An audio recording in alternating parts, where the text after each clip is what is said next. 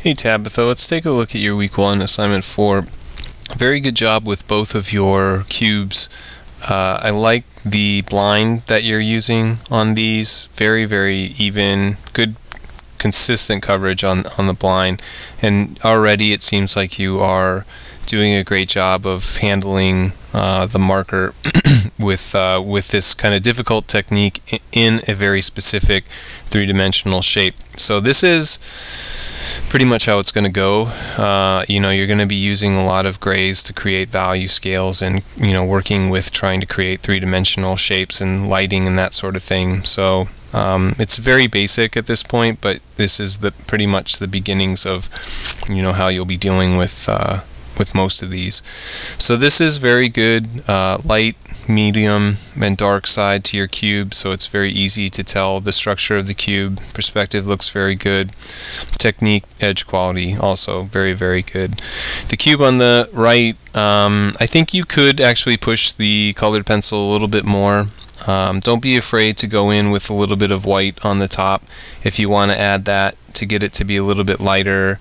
I think for me the difficulty is that if there's white on this, I guess you don't necessarily need to add white to that, but if there is white on this side, I'm still seeing not a whole lot of distinction between this plane and this plane. They still seem very similar to each other.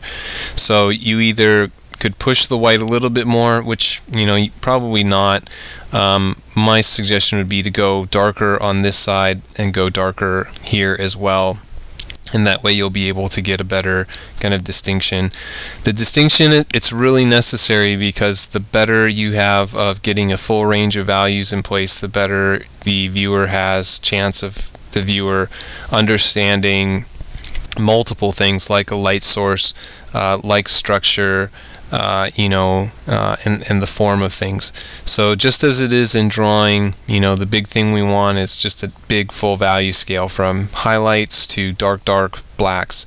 And so you don't want to have anything that feels kind of a little bit in between. I think this does a good job of it, and I think the markers are great for things that are like this where they're segmented. Not so great when you have to have kind of a gradient like on a sphere. Which is what colored pencils are good for. So I think that's trying to mix them up a little bit could be helpful. The other thing you can do is you don't have to rely on the colored pencil to do everything.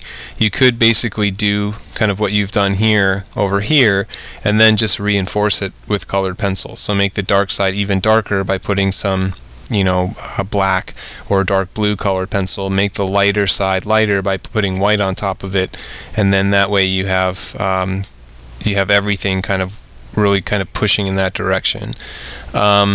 Perspective also looks very good here on the colored pencil side, and your coverage of the colored pencil is very good. It's very smooth and even. You can barely tell that it's there in place, but it does have a certain kind of grain to it, and you can see that it's adjusting the marker that's underneath it, which is good. So just I think be a little bit more aggressive with it, not with the colored pencil, but with how you're trying to portray very specific things.